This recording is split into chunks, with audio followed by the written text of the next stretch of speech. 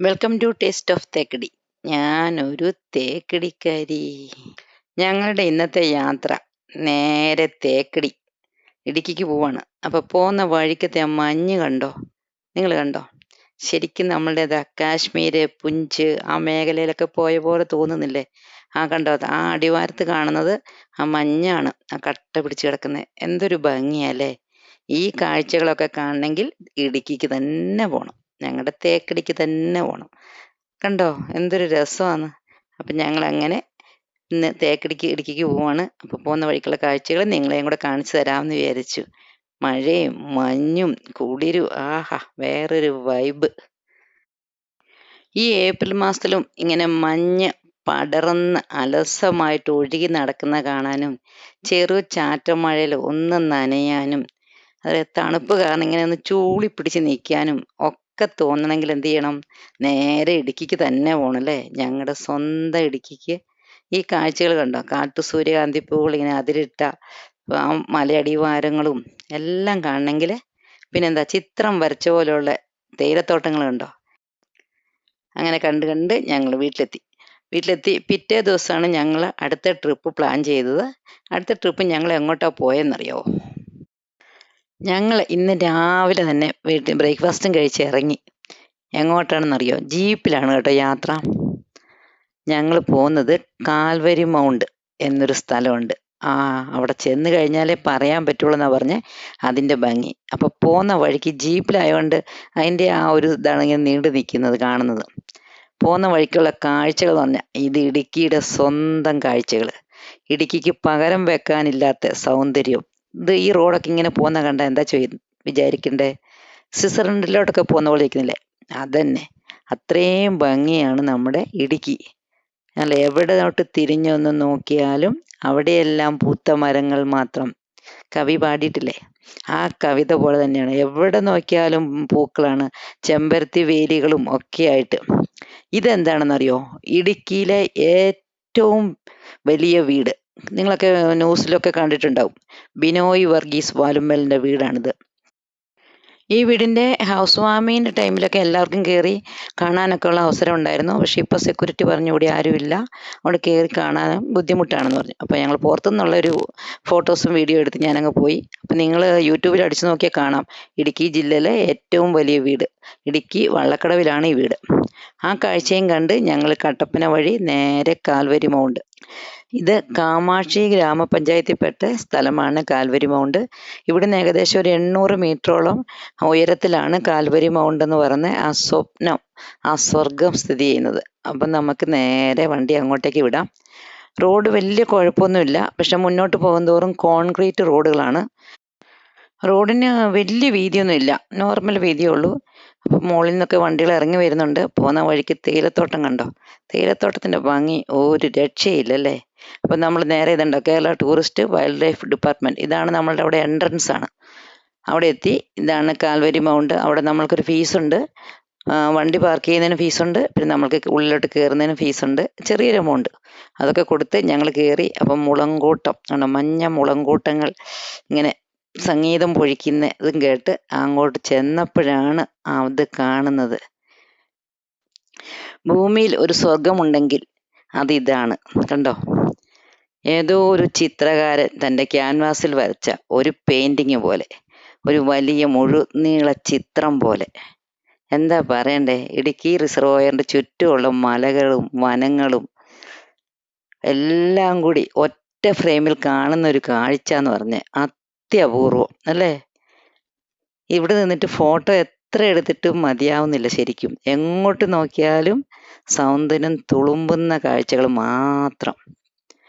ശരിക്കും ഇവിടെ വന്നില്ലായിരുന്നെങ്കിൽ നഷ്ടമാകുമായിരുന്നു എന്ന് തോന്നുന്ന ഒരു ഓർമ്മപ്പെടുത്തലും കൂടെയാണ് നമ്മുടെ കാൽവരി മൗണ്ട്.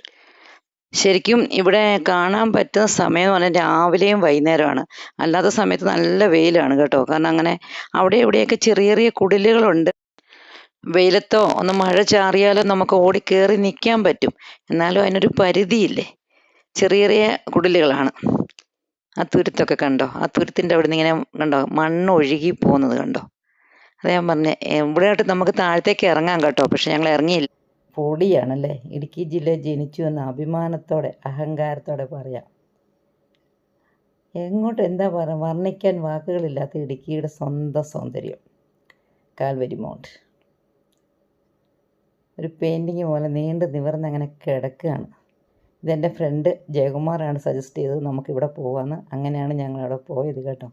അപ്പോൾ താങ്ക് യു ജയ, ഇത്രയും നല്ലൊരു കാഴ്ച നീ ഞങ്ങൾക്കായിട്ട് കാണിച്ചു തന്നതിൽ.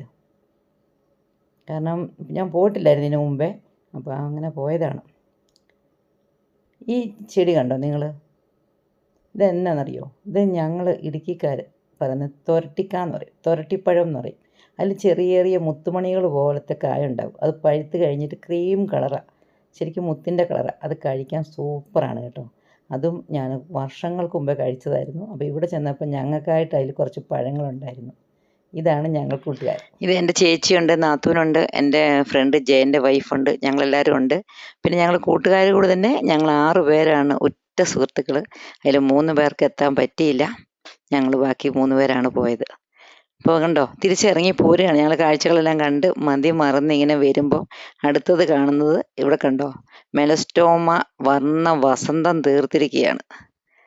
അതിൻ്റെ ഉള്ളിൽ കൂടി ഇങ്ങനെ നടക്കാൻ എന്ത് രസം അറിയാം. നമ്മളിങ്ങനെ പൂക്കൾ തലോടി തലോടി നമ്മൾ വരുമ്പോൾ അതിൻ്റെ ഒരു രസം വേറെയാണ്, വേറൊരു വൈബ്.